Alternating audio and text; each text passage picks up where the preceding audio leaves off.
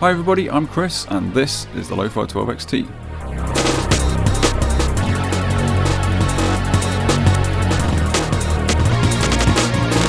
It builds on the success of Sonicware's own Live and Lofi-12, but this time comes in the same housing as the sample track, so it offers greater power and greater connectivity.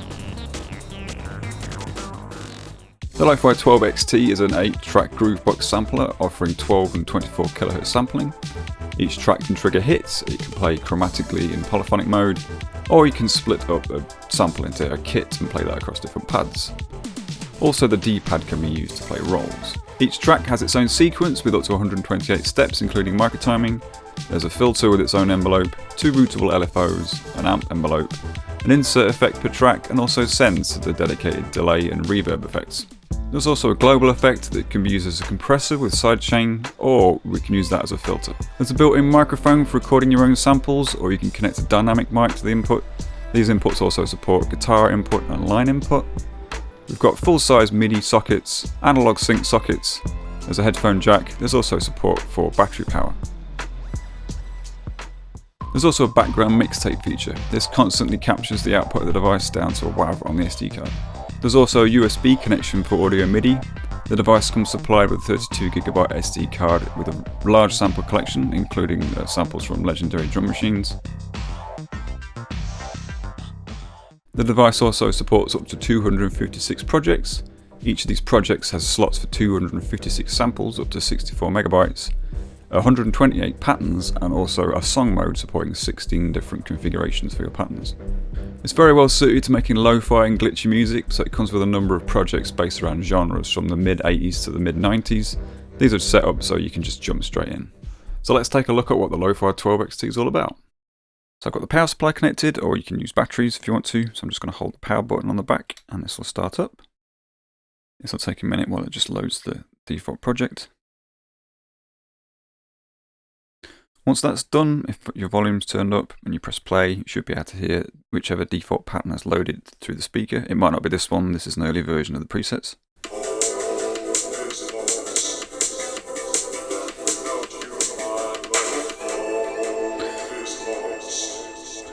So the volume controls the speaker but also the headphone output. If we want to control the overall level of the device, we can just use the value knob and that sets the level of the output. If you want to mute the speaker, you can plug your headphones in, or you can go into the system menu, so function and system. The first option is speaker mute, we can turn that on and off from here. So I'm going to leave that on. And then for the rest of the tutorial, I'm just going to record the line out from the back. So before we go any further, let's just go over a few basics of the interface. I mentioned earlier about getting into the system by holding function. Each of these buttons has a primary function, which you can see written on the top of it, so pattern, copy, pad, record, play, mix, and mute. And we can get to its secondary function by holding this function button here. So pattern save, song mode, project menu, sampling, system, external source, and tape mode are all accessed by holding function. We can navigate through the different tracks just by pressing the track button. This will also trigger the sounds within them.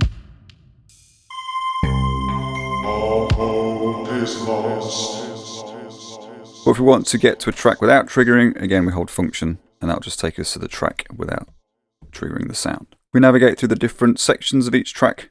So once we've got track 1 selected here, that's its waveform, which we can see because we're on the sound page. As we press it multiple times, it'll take us through the different pages within the sound section. So waveform of voice, config will take us to how long the track is and how long the notes within the track are, for example.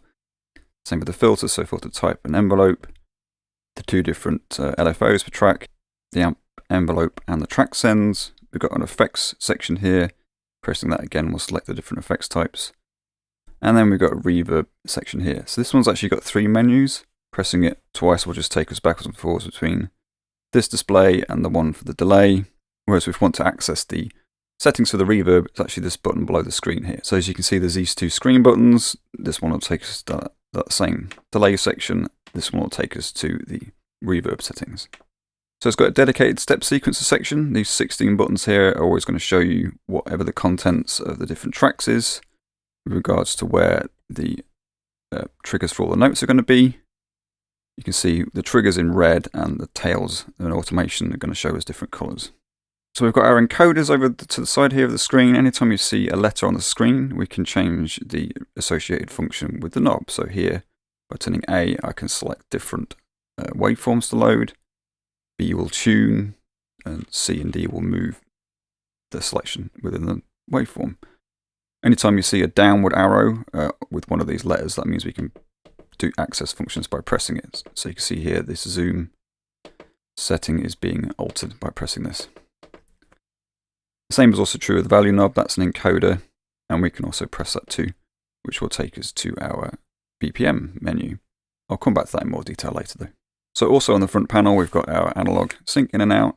We've got the volume control for our internal microphone, which obviously is more sensitive the more we turn it up. That red light is telling me that it's clipping, so it doesn't want to be that loud. The same is true of the line ends here. We've got volume for the line ends. Our D-pad is mainly used for accessing menus. So if you go to song, for example, we can scroll up and down using the D-pad. So the pads for triggering our different sounds are also velocity sensitive, although at the moment it's not turned on for this. So if I just go back into voice and turn up velocity sensitivity here, you can hear that will make a difference to our playing. The reason I mention this is because we can also use the D-pad for triggering rolls. So if I hold one of these D-pad buttons and play a note, we can hear that it will repeatedly play. But we've also got sensitivity in terms of how hard we press the pad during that roll will change the roll over time.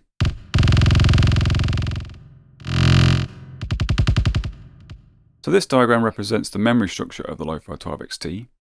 The grey section on the side represents our SD card. We convert our samples here, and they're held in a sample pool. Then within each project, there's sample slots up to 256 and 64 megabytes capacity. Also within the project, there are 128 patterns that we can edit. Then also within the project, there is a song mode that holds 16 different configurations of these patterns. So anytime you change a project, you'll change the contents of the sample slots, the patterns, and the contents of the song mode. So we access different projects from the project menu, which is here, shift and the pad button. We go select a new, and we can see we're in the Indie 80s project. So let's pick a different pattern from that. So just from pressing the pattern button here, we can move up and down with the D-pad, press OK, and that will load this other pattern. Additionally to this, we can choose patterns by using the step sequence buttons and the track buttons. So track buttons will take us through by pages, and the different buttons within the step sequence will pick a different pattern. Not only that, but we can queue a pattern up this way too. So if I let this one play and then choose that third pattern by pressing number 3 here, that second pattern will play and then the third one after it.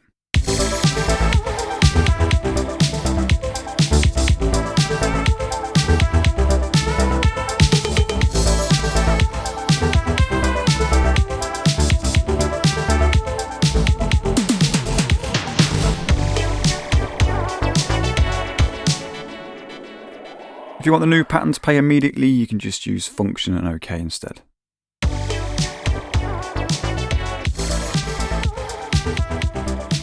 By the way, the length of the track is shown by the little bar at the top of the display. So as you can see here, we've got a little yellow square that follows along in this grey section. That will show us where we are as the pattern plays. So if you're working on patterns and you've been saving them into the pattern slots, you must make sure you save the project also. So as we go in here, and we're asked when I choose a different project, if I want to save, I'm going to click no in this instance. But if you've made any edits whatsoever, always click yes, because that's the only way you're going to save your work. So no at the moment. And this will load that project, which will take a little while. So as we can see, if we click on the pattern button, we've got different patterns here now. So if I go down to this one, for example, this will play a drill and bass style pattern.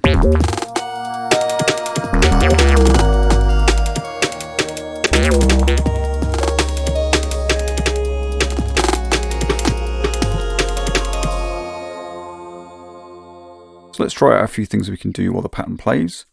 We've got this mute button here, so if I press that, it'll turn yellow, and that turns our track pads into mutes. So when they're yellow, they're muted. What we can do is we can play the pattern, and I can just mute a few of these things, and you'll hear them drop out of the mix.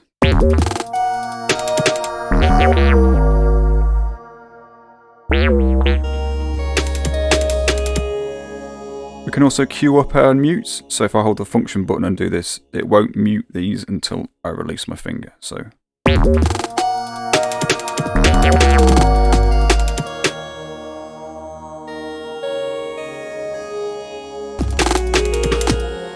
So that's a good way of muting and unmuting lots of things all at once. Another way of doing it is just use the mute button like a shift. So similar to the live ones, you can hold mute and press a few tracks and then release, and this won't lock on.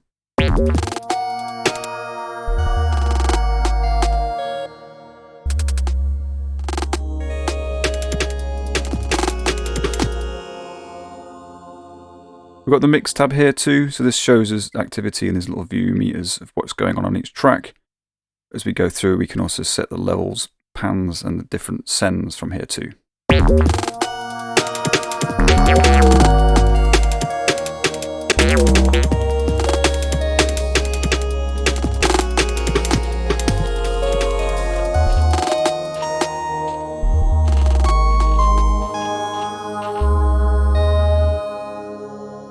So if I don't like what I've just done to that pattern, and we've already saved it, we can press the pattern button and we can go to the reload menu here.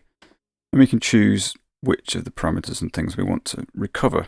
I'm just going to go all, yes, and that's going to put that pattern back to the way it was before. Same is true from the tempo menu, so if I go in here and I lower this tempo a little bit,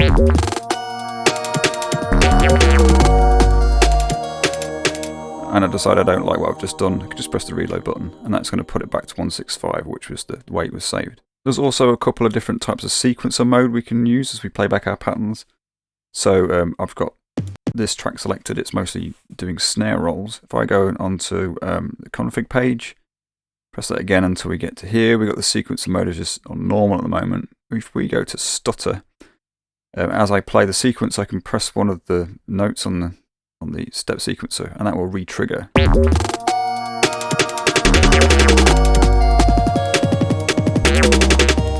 So you can get even more kind of glitchy stutteriness out of your patterns that way in real time. The other one is random. So with random on, we can choose the random step size. So this determines how big of a chunk that it's going to randomize the sequence with. So this is 128 steps long. It will play random selections of 8 steps, so if we leave it on 8. And if you look at the playback bar at the top, you'll see it's hopping around as this plays, and you'll be able to hear the snares popping up in all sorts of different places.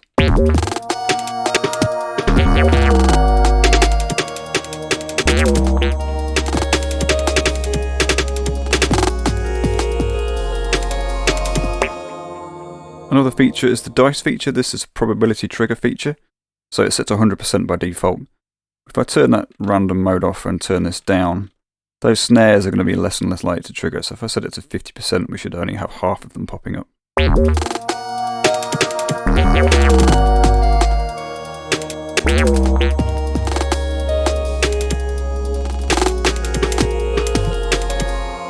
So that's really useful to get some sort of generative stuff going. That's available per track, as are the sequencer modes. So let's take a quick look at how we can make a new pattern. So I'm just going to press the pattern button, and I'll scroll down to this button here, which is empty underneath the presets, and there'll be nothing in these.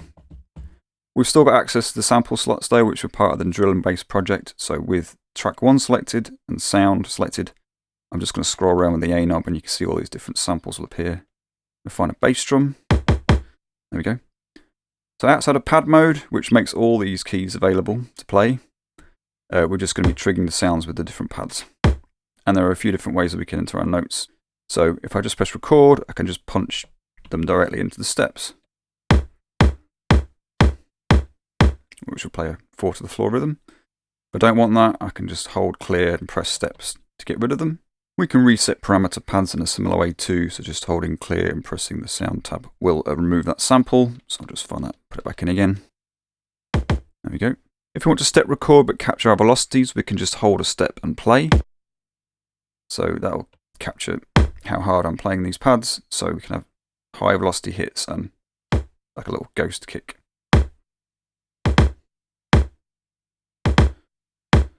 If I want to edit these or just to have a look at the velocities, we can press function and a step. That will take us to the data step menu. You can see this velocity was captured at 106, this at 113, and then maybe I want to change this, so I can scroll down to velocity, change the value with the B knob, and let's lower it right down. Something like 15. So in here we can edit everything from the note that's being played, the velocity, the roll type, off timing. I'll maybe show that a bit later in a bit more detail. But let's move on to track 2. So we can pick a snare for this. So scroll through until I find snares.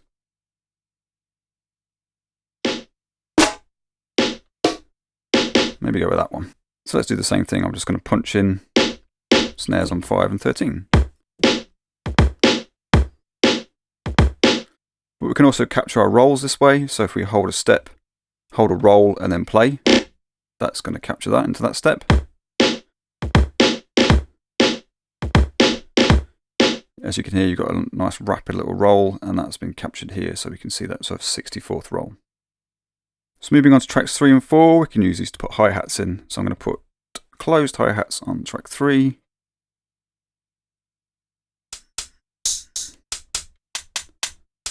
Maybe that one for this, and then let's find another open hi-hat. There we go. So by default they won't choke each other, but we can make that happen. So go to config, for track 3, the choke is here, so we can set that to choke group 1, and the same on track 4. So these will now choke each other. So let's turn the metronome on, and we can use that to play along too. So just press the value knob. In here, pressing C will turn the metronome on and off, and then turning C up and down will turn the volume in the metronome up and down. Like that.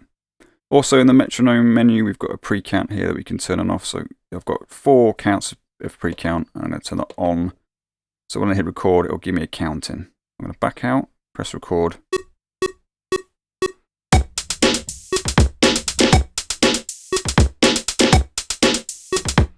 So while we're in real-time recording mode, if we decide we want to clear these, you can either do this while the sequence is running or when it's not. You can hold clear and press a track, and that will erase everything if you want to undo our recording. Real-time recording will capture microtiming. So if we press function and step again, we can see there's microtiming for each one of these on the C knob, and you can see that some of them are moved away from the center. We can go through and edit these within this menu, or we can go back to our config, scroll through, and for each of them turn up the quantize. So I'm going to quantize these so they'll be pulled towards the 16ths. Also in the metronome menu, we've got a global swing setting, so I can turn this up while the pattern's playing, and you can hear it'll add a bit of shuffle to our hi-hats.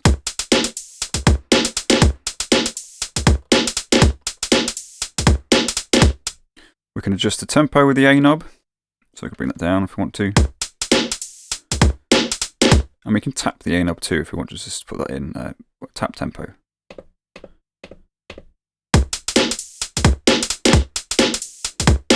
I'm going to put that back to the default setting. We can use the function knob and A to make small adjustments to our tempo. So if we want to save our work so far, we can go function and pattern, and then save it into here. Press OK, and that's saved. That'll be saved into the pattern, but you can still lose it at this point. So we need to go function, go to the project menu and save this to. So I'm going to use the save as to copy this down to a new slot. So I'm going to go here. And then we can rename this. I'm just going to take this cursor here and put a number 2 in. Press OK. This will save the project down. So obviously the Lofi-12 XT is a sampler. So let's sample in our own sound. I've got this capacitor here, and we can add this to another track. So I'm going to sample this into track 5. We get there by holding function and pressing the sampling, which is below the record button. We can change the input from here. It's set to the internal mic, I think, by default. We've got lots of other options here. So guitar input, mic input, line input, stereo to mono or just mono. Then we've got an input from the USB. And we can also resample here by selecting one of the tracks and recording that down. Let's just stick to the internal mic. We've got some other options here too. We can press the B knob if we want to be able to hear the input through the headphones so we can monitor it. We can also optionally choose to normalize the sample automatically. And then below the screen there's the switch between sampling at 12 and 24 kHz. So I'm going to set the threshold here above which it triggers with the value knob. So that's what this little arrow does. So let's just test that. That should be fine. So I'm going to choose a track 5. I'm going to hit record and just give this little, and then stop the recording again by pressing record. As you can see, I slightly messed that up, but that doesn't matter. So we've got the main body of the sample is there. So this gives me a chance to show you how to trim. So we can trim the sample with the C and D knob from the sound menu. So we bring that quite close. Seems about right. We can chop the end off with the D knob. This is actually a section that moves backwards and forwards, by the way. So it's actually start and length, which is good to know. So we've pressed the C knob, we can zoom in on C. Press it again, and we can move that point exactly the way we want it. So now we've done that, we can add that to our track. Up until now, we've just been working with 16 steps. But if we go to the config, we can turn this up and down. So you back to 1 step, it moves in steps of 16. Pressing the knob will add 1 step. Well, let's go with 32. So that's 2 bars. So I'm just going to play the pattern and add some compressor over the top.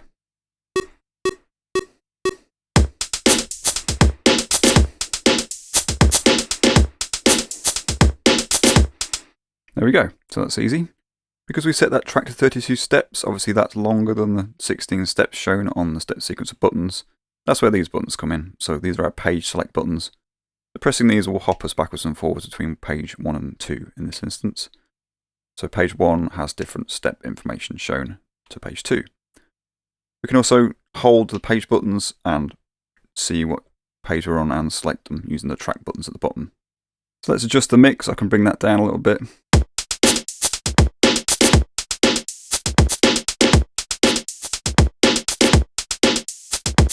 From here I can send a bit of it to the reverb.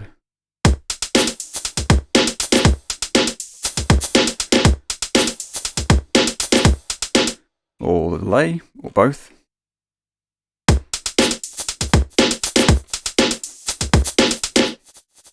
Let's just put it back on reverb.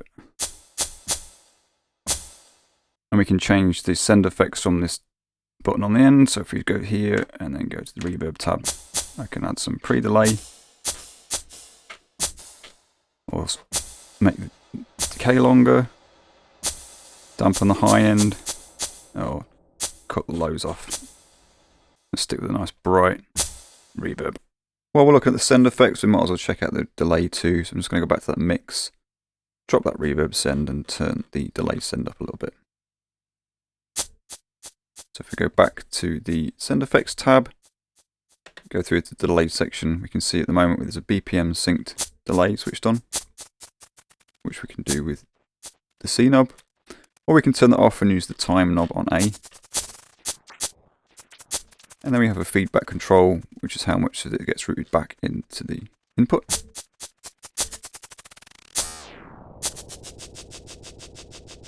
And then we have a width control as well, which controls how much it panels from left to right. So the delay and reverb are global across the pattern, so it doesn't matter which track we're selected, these settings will be the same. That's also true of this screen. If we cycle back round, these are the outputs for the send effects. So the A and B knobs here determine how much of the send effects get sent back into the mix. We can also mute the input to delay if we want to, and we can send some of the delay into the reverb if we prefer to use them in serial rather than in parallel. So you might be wondering where that capacitor sound has been saved. It's automatically been added on to the end of the sample slots within this project. So if we go function, project menu, we can see we've got a sample slot selection here. This is the way we can look at all the different samples that are saved within our project. We can scroll down one by one, or we can skip through with the left and right of the D-pad. So this will take us all the way down to sample 130. And it's been named 008, which is the project number, BIM for built-in mic, and 01 for our first recording on this project with the built-in mic. So this is kind of the simple way to use the Lofi-12 XT, just triggering single samples from the trackpads and just relying on the contents of a project. But let's start a brand new project with nothing in it at all. So I'm just going to save that pattern. I'm going to go to project and then go new, find an empty slot. And this time I'm going to click yes to save. So that's going to save that down and also open a new project with nothing in it at all. So this project has absolutely nothing in it at all. So we're on sound tab, track 1. The A knob just brings up no file, so there's no samples loaded at all. The easiest way to find samples and get them into your project is to press the A knob from here. That brings up the tag search section. So we can see that sample we recorded earlier on is here right at the top because this is in alphabetical order, so numbers first and then letters. So if we scroll slightly to the left onto the play button, we can preview these. And also from here, using the buttons at the bottom, we can pick different categories. So if I wanted bass drums only, just press the one highlighting BD, and then we're just getting bass drums. Sometimes things have multiple tags too, so if I also select effects, we've got bass drum effects. Additionally, we can use this left page button as a shift, which will minus things from the category selection. I just get rid of effects, so we're showing all our kick drums, and I can go minus SY, which is synthesized. So minus synthesized drums will just show me acoustic drums, for example. So let's add some tag information to that capacitor recording we made. It's right here at the top. We can do this by selecting it and then just pressing the C knob. And this will take us to the tag edit mode. So within our tags, we've got a synth, strings, wind, a voice, effects, loops, samples with slices in, a favorites button, which is the right page button, bass drum, snare drum, hi-hat, drums generally, percussion, basses, guitars, and keyboards. So I'm going to tag it with the track 5 button, which is going to highlight the percussion section. I'm also going to tag it with a favorite so we can find it more easily. And if I press the C knob again, that's going to save that tag down. So then anytime I select the percussion category, that's going to appear along with all the other percussion sounds.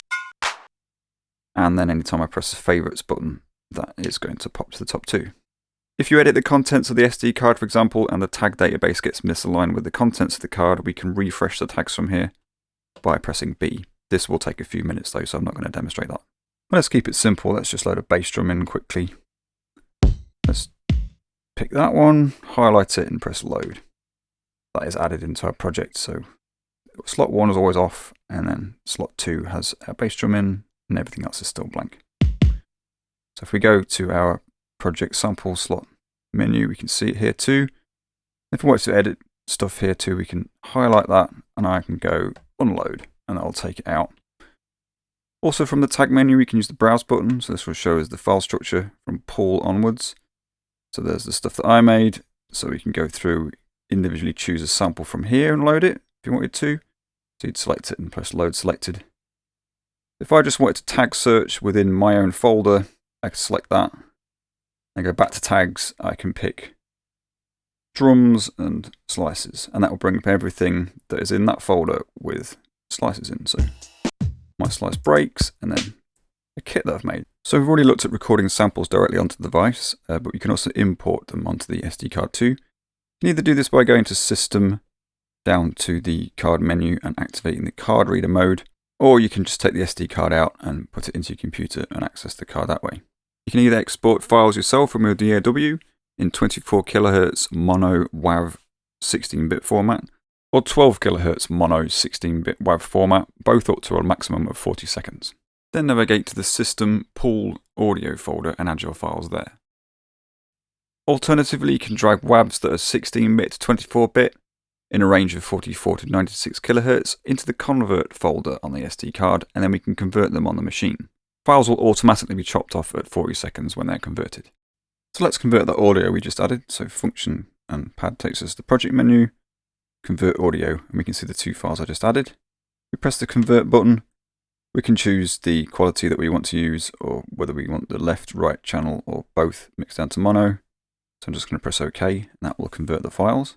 This method uses Sonicware's own lo-fi convert engine, so it can have an interesting effect on the sound. We'll then be asked if you want to delete the originals, which I'm going to click yes. So then if we back out and go into the browse menu, in the pool we can see we've got a folder that says converted 24K and then the date. And there are our 2 files. This one is a kit, and then this one is a pad. So I'm just going to load this kit.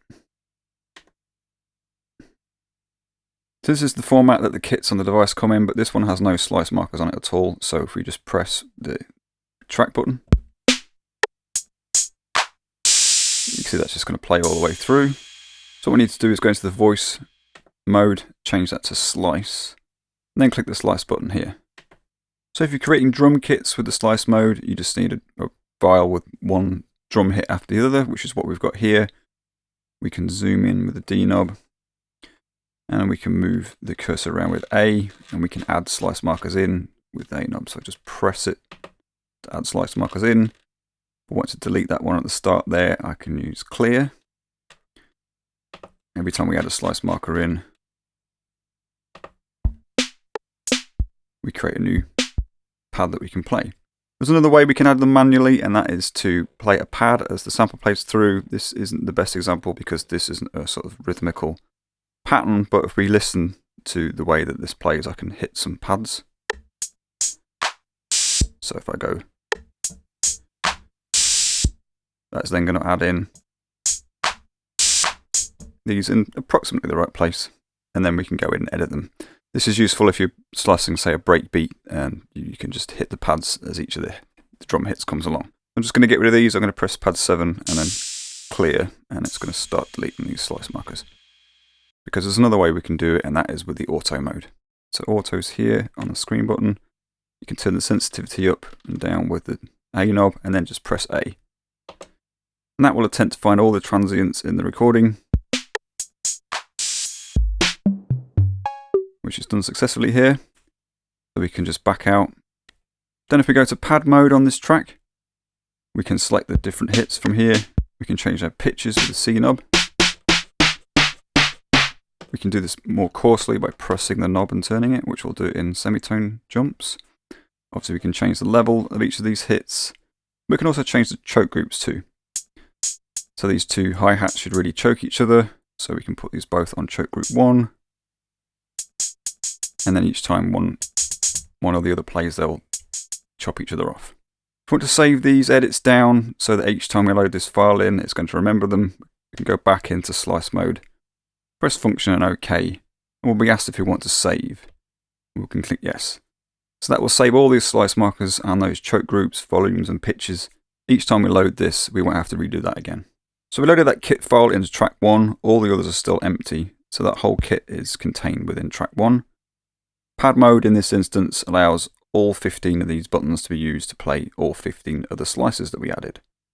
We can real-time record just like in the other method that we used earlier, so let's just get a quick recording down.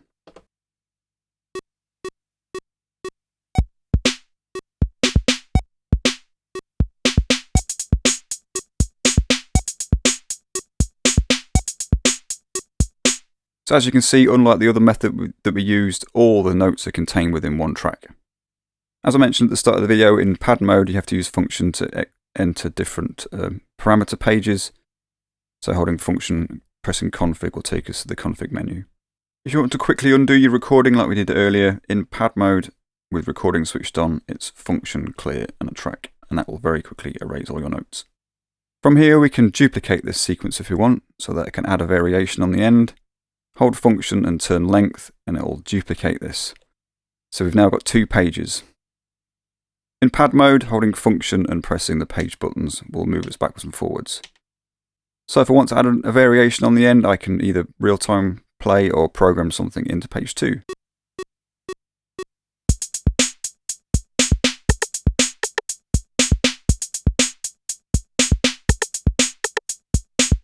So as you can see, we've got different step information here because we created a variation.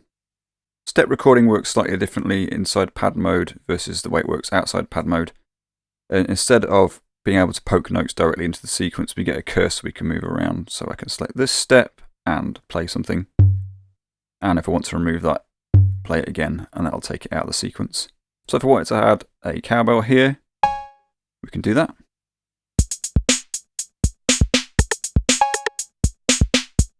So we've got drums on track 1, so let's add something melodic on track 2. So track 2, and in the sound tab, press the A knob. I can filter by synth and keys and load this dirty keys sound here. Press OK and load. So now if we go into pad mode, we can see we've got a normal keyboard configuration. That's because the default voice mode is polyphonic. So we can just play it like a normal keyboard. The buttons we used for page buttons earlier become shift buttons, so we can move the keyboard up and down to different octaves or offsets. We can choose a different scale from here, so it's chromatic, normal chromatic keyboard layout by default, but as soon as we change this, we can change, say, to a minor. We can pick a different root, so from here to here, that will now be a D minor scale. It's going to put that back to chromatic. So in pad mode, that changes the way that we access this sound tab just slightly. So function and sound will take us backwards and forwards between the waveform and the setting for the scale. Whereas if we need to get to this voice mode, that is done by the button at the bottom of the screen. If we go back into the voice mode, as I said, the default is polyphonic. Slice was the one we showed earlier, and then mono as well is another option, which we'll come to later. You might be able to tell it sounds a little bit dirty. When we play chords, that's because the 12-bit mode's turned on, so that's going to make things a bit degraded, so I'm just going to turn that off. If we want to change how much the sound responds to velocity, we can change that here with the D knob. So that versus that. We also have an arpeggiator option inside the voice menu, so scrolling this round from off will enable the arpeggio. So I can then play a chord and that will arpeggiate. And there are a lot of different options here, down and up, down, and all sorts of different things. Random and octaves. So experiment with that. So I've changed the length of this track to 64 steps, so I'm just going to record in 4 bars of keys.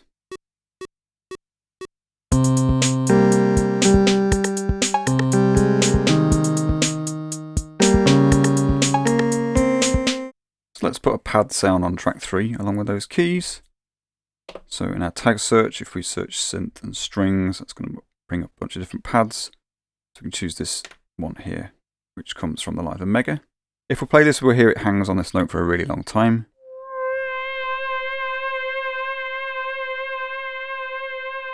So we need to adjust our amp envelope. So let's have a look at that. That's on this tab. We can turn it down here with the B knob, so that the lower this goes, the quicker it will be to release.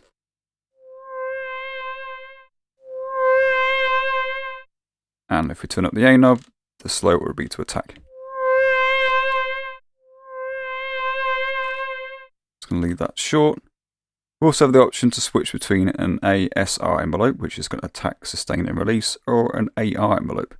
If we press the B knob, that's going to decay immediately. Whereas if we leave it on the standard setting, we've got a sustain in the middle. Additionally, we have the option to switch off the envelope completely using this right screen button. That's useful for things like one-shots, because that whole sample selection will then play through without any intervention from the amp envelope at all. So I'm going to step record those notes in this time. I want the sequence to last the same length of time as the melody track, but one option we have, instead of making the pattern longer, if we want to, we can just change the length of these notes. So by turning this down to a quarter, these notes will play much slower, so it will take just as long for this to get to here as the longer track.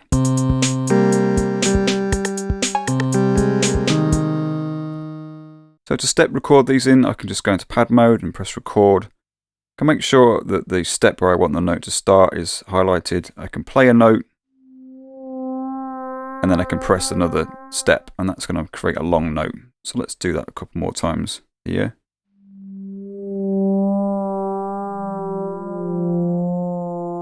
And that will now play along with our sequence.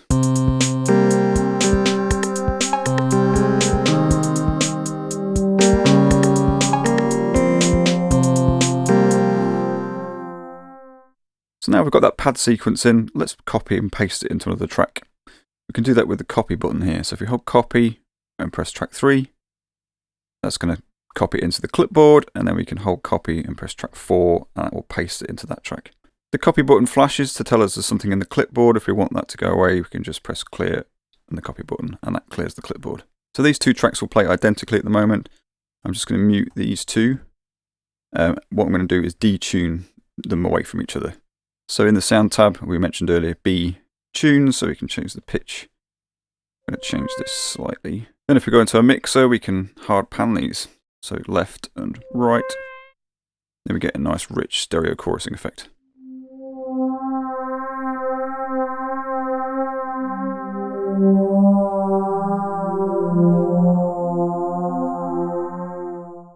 While we're talking about tuning, you can use function and the B node to adjust your tuning in semitones. Also, another use for the copy and paste function is you can copy steps. So let's go back to this drum sequence, just mute these, and let's say I want to copy step 5 into step 8. So I'd go copy and paste like that. So this step's now here.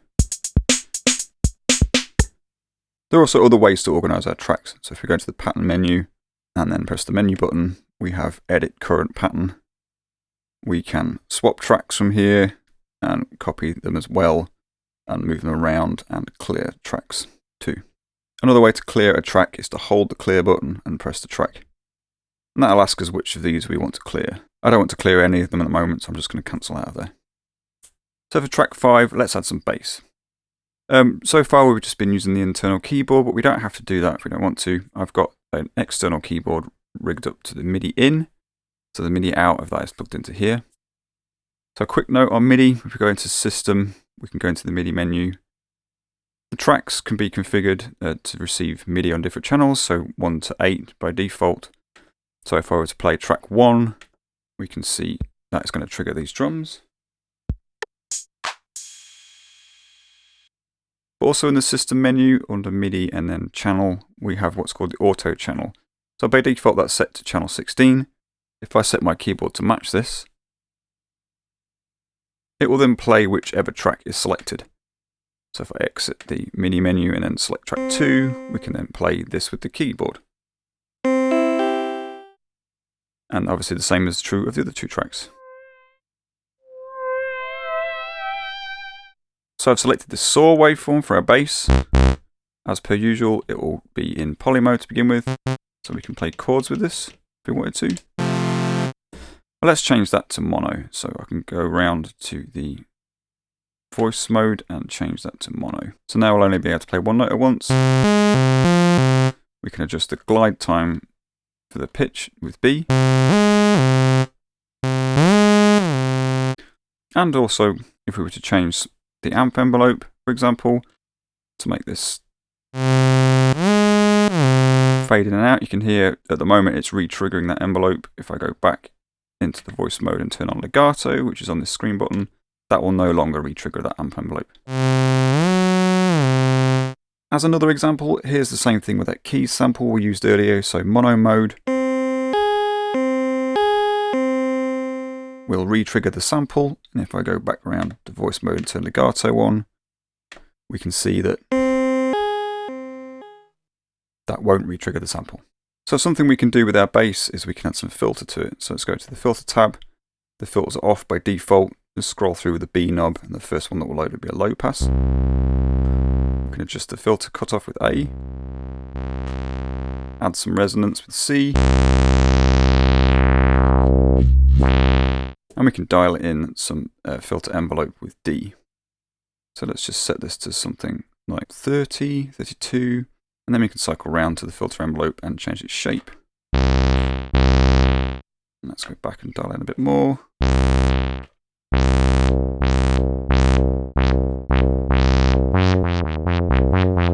We've got the same option here. We can use an ASR or an AR envelope. And we've also got a delay, so we can delay the onset of this envelope with the C knob.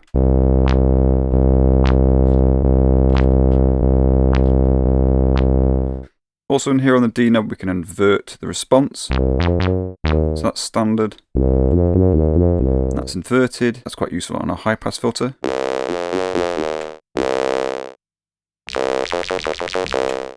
And also here we've got a bandpass filter. So I've settled on this kind of acid bass sound. One of the advantages of using an external keyboard is I don't have to be in pad mode. I can just hit record and play this from the external keyboard.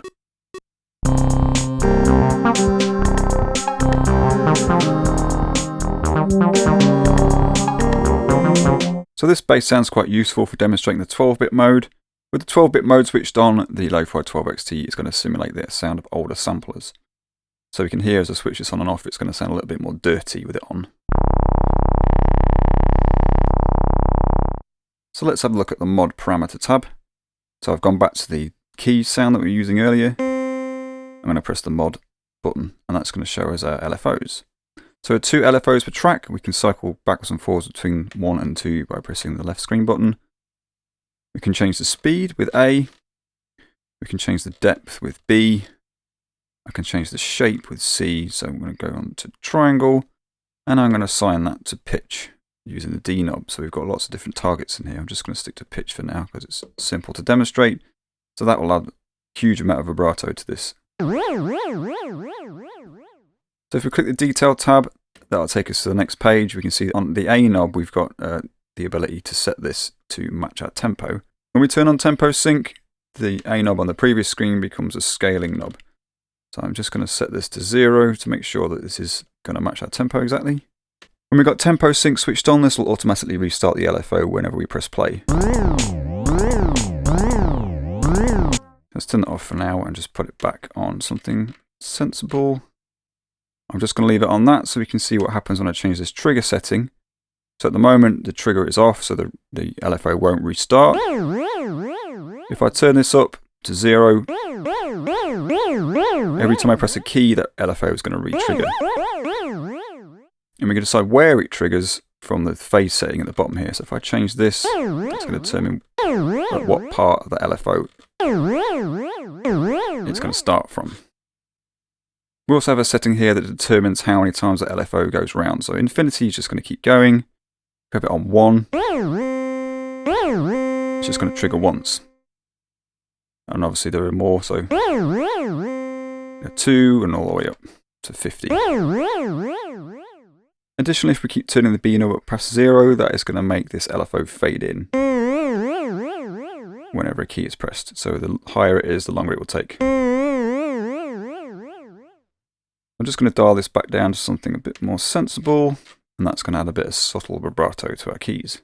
That is a very vanilla use of an LFO though. We can do some much more interesting things considering the targets we've got available. I've just loaded this filter sweep sound into another track. What I'm going to do is turn on the loop here. There's something I haven't mentioned yet. We can turn on loop and we can adjust the C and D knobs, and it will then loop that section.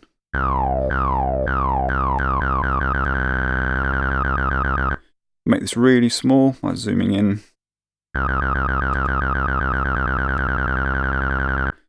Zoom back out and just move it somewhere. And what I'm going to do is target that sample start with the mod LFO. Let's leave it on sine. I'm going to turn the depth right down, speed down, and go into D and pick sample start.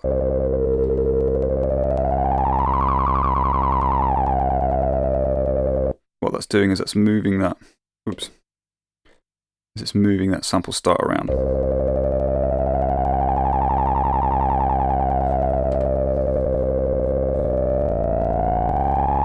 So you can do some really interesting stuff with that.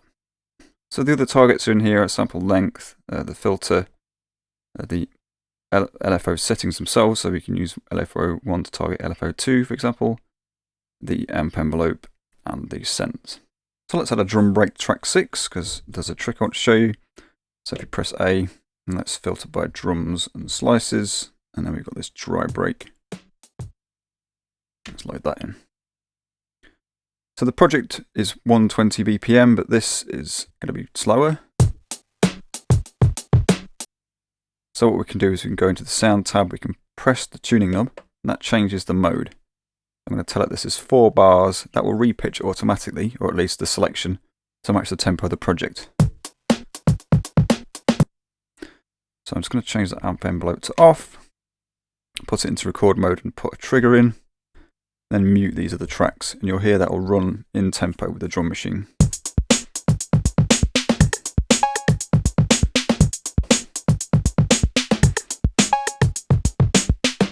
And if we change the tempo, it will automatically repitch it to match the project as it goes.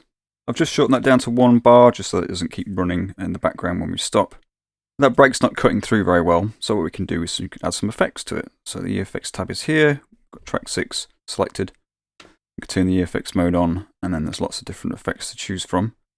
Chorus flanger, an insert delay, vibrato, auto wah, tremolo, ring mod, detune, overdrive, bit crush, EQs, some filters, an isolatory filter, a tilt filter, final noise, wow flutter, S-Max, which is a kind of enhancer, and a couple of different types of compressors, so loads to choose from.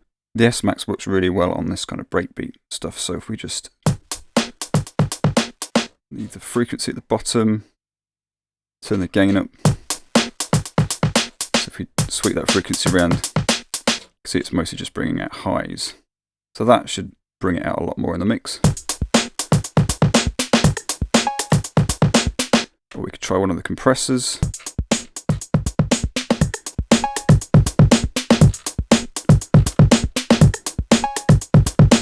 Let's maybe just stick with that S max for now because it's sounding quite nice and bright at the top end. We probably need to turn that down a bit now though, so we probably overcooked it slightly.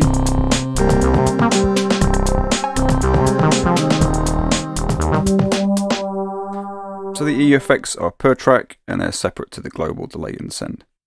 Let's go try a few more in different places. So let's try that acid sound. Let's add, maybe the overdrive would sound good.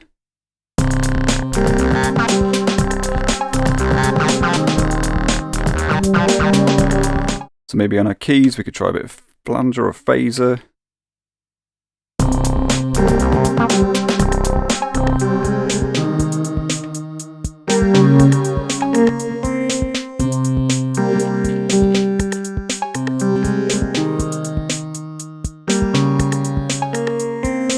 Yeah, let's leave that on.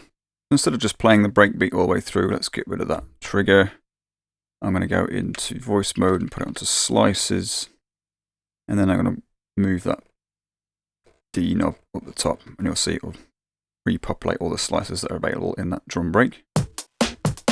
So this is good material to try out the re-triggers on. So there's actually 7 different triggers we can use. We can hold this, or we can hold these together, or just that one, and it will get progressively faster as we go around. I'm not the greatest finger drummer in the world, but I'm going to attempt to try and record something over the top of this, so let's have a go.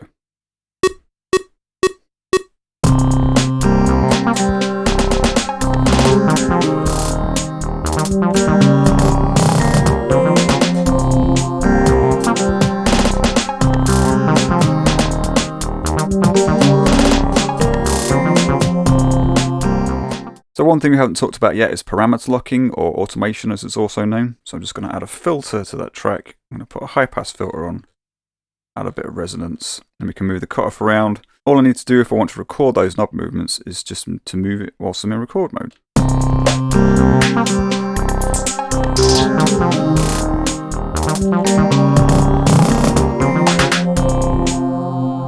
So as I play that back, you'll be able to hear those movements.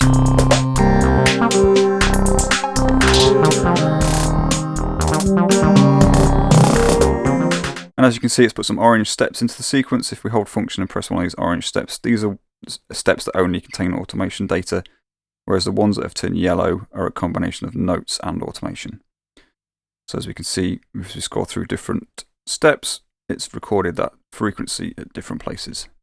Another way of doing this, if we want to write specific steps with specific automation, we can hold a step and turn, say, this frequency knob, and that will write it into that position.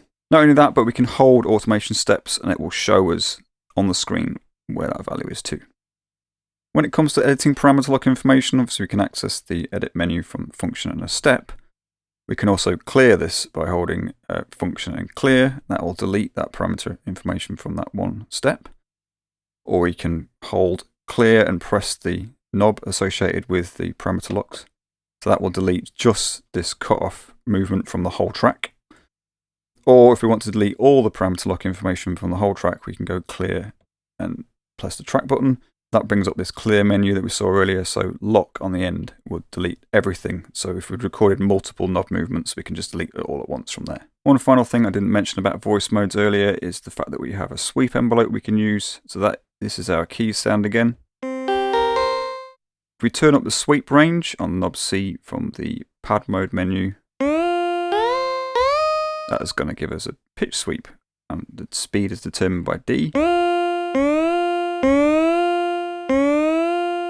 can also go down, all the way down to 2 octaves, up to 2 octaves. And we can also change the shape of the sweep from the right screen button, so linear, exponential, and logarithmic. So with that in mind, let's go back into the step data menu with function and a step. We can see the note we recorded, the velocity, the roll in this case is off. The on timing is shown on the C knob, and then we've got an off timing on the list here. Sweep, range, curve, and speed are shown here. So those are recorded per note. We keep going down, we'll see pressure. Pressure is to do with how loud the rolls re-trigger. Then below that, we've got the frequency for the cutoff that we recorded. Obviously, we can edit all these with the B knob, but if we want to delete this note, we just go to the note at the top and hold function and press clear, and that note will be removed from the sequence. Again, on the drum break track on page 2, you can see I've got a long roll recorded here. If I go function and step, scroll down, you can see there's pressure recorded for that step, and then pressure for that step is different. So each step will have a different volume of roll. Anywhere where there's polyphonic information, so notes on top of each other, like on the keys track, we can see we've got a G here, and if we scroll down, there's another note underneath it as a B flat. There's 2 notes played at once, so they're just stacked on top of each other. So we have a master effect that we can access from the mix button. So pressing the left screen button will take us to the master effect type. We can turn it on and off here with B. I'm just going to select the filter to start with. If you press the master effects parameter button, that will take us to some settings. So this one just has a filter type, which is low pass by default. Keep cycling around and we'll get back to here, and we can change the cutoff from resonance. Just going to lower the resonance a bit, and then we can tweak the cutoff.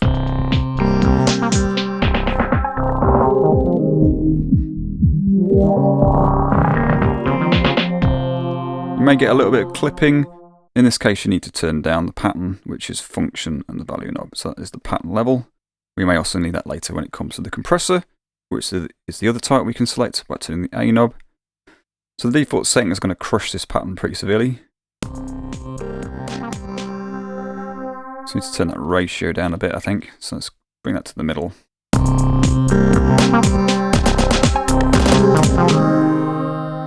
So again, the Master Effects parameter button takes us to a lot more settings this time. So we've got attack and release for it. We've also got a sidechain source. I've added a kick drum here, just a 4/4 kick drum running through just to demonstrate this. So if I turn the C knob to track 7, which is the source for our sidechain, and then use the D knob, I can select all the other tracks, and the one S on the end is the send output.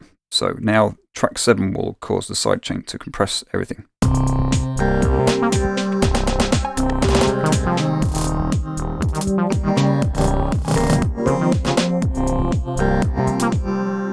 Remember, compression reduces volume, so you'll probably need to turn the pattern up in this case. So again, function and the value knob to bring the level up.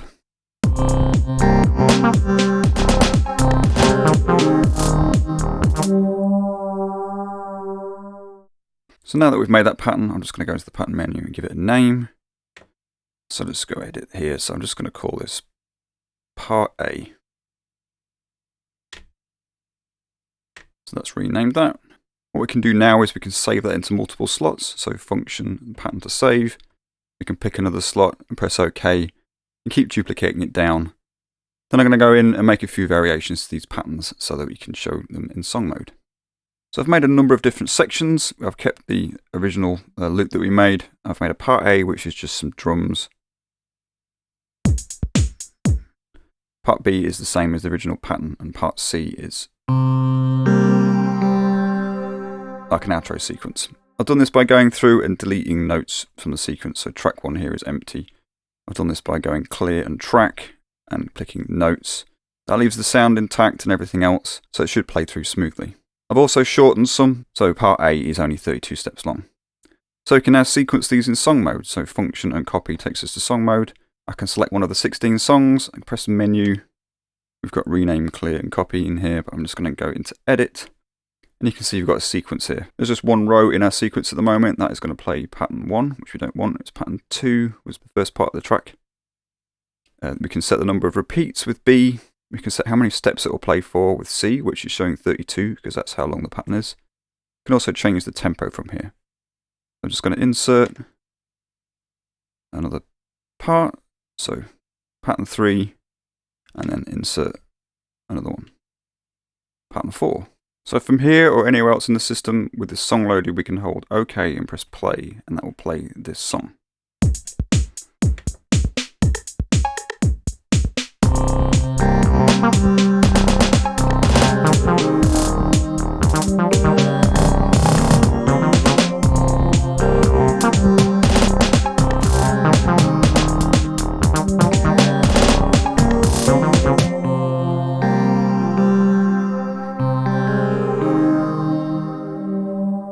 If you want to try this yourself, there's a couple of demo songs on the system. There's one in the Cyberpunk project and there's one in Post-Apocalyptic Cinema.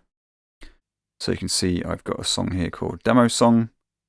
I'll just click OK and play from anywhere. In this case, it's going to start on pattern 1, but once pattern 2 is loaded, we can then click the pattern button and you'll see that's been updated.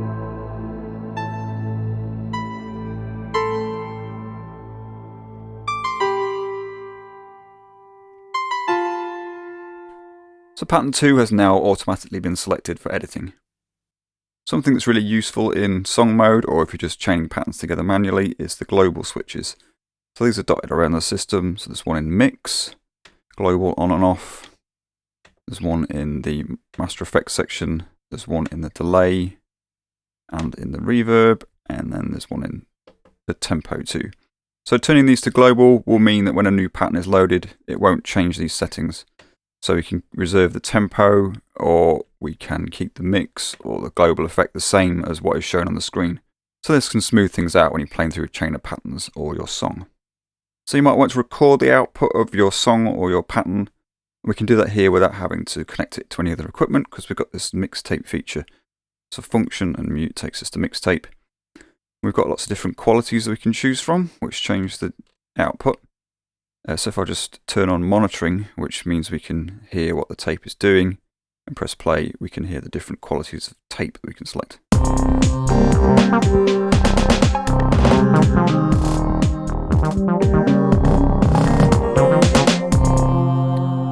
So the DAT setting won't affect the quality of the sound, but the others simulate different types of cassette. If we turn it on enable, this will just constantly record the output. So if I play this, it'll record a WAV into the mixtape folder on the SD card. So there's another thing we haven't looked at yet, and that's external source. That's here. We can connect another piece of hardware to either the USB input or the analog inputs, and we can play that through the effects in the Lofi-12 XT. So you could, for example, send MIDI out from one of the tracks to a synth and then back in, and then you can change the delay and reverb sends and the level. There are separate settings for the USB and analog ins, so we can switch between them here and give these different settings if we want to. While we're talking about USB audio, that's as simple as connecting a class compliant device like this phone, for example, to the USB input. Then we can turn on the USB input from here, and you'll hear when I play this, it will go through the effects.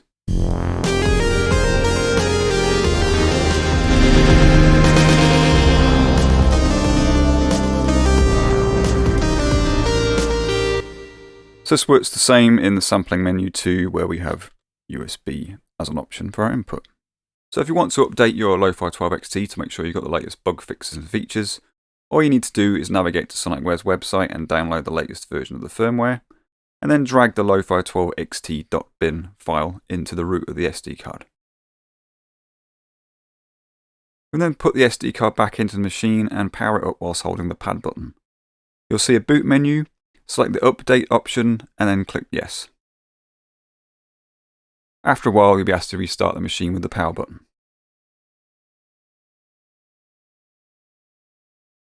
If you want to check the system firmware at any point, you can go into the system menu and go to information, and that will show you the current system version. So there's just a few other things we've not talked about. So function and project menu, we can rename our projects from here, and we can delete the project if we want. In the system menu, we've looked at speaker mute. We can change lots of things about the clock here, so we can change the source to MIDI to sync from external source, turn the flashing BPM light on and off, change the polarity of the sync sockets. We looked at track MIDI earlier on, but we've got a project channel that we can send general project information. That's worth looking at the MIDI implementation chart to see which global MIDI settings we can send. Got a program change MIDI channel, and we can change the settings for the DIN MIDI and USB MIDI, whether notes and CCs are transmitted. We can switch the output to a through, and then things like MIDI command program change and active sensing are changed from here. We've got pad velocity, so I can change the pads to be a linear response, hard, soft, or a fixed value. In the card menu, we have format and performance test. We can change the battery setting from here, so if you're using rechargeables, it's a good idea to move this to the correct setting because that will make your battery meter more accurate. We've got an auto power setting. Mine set to off, but we can have it time out after a certain amount of time. We can reset the system from here, and then we've already looked at that information screen. So I think that covers pretty much everything. This has been a bit of a mammoth one to make, but let me know in the comments if I've missed anything, and I really hope this helps you get into the Lofi-12 XT because it's a great device. Thank you very much for watching, and I'll catch you again. Cheers.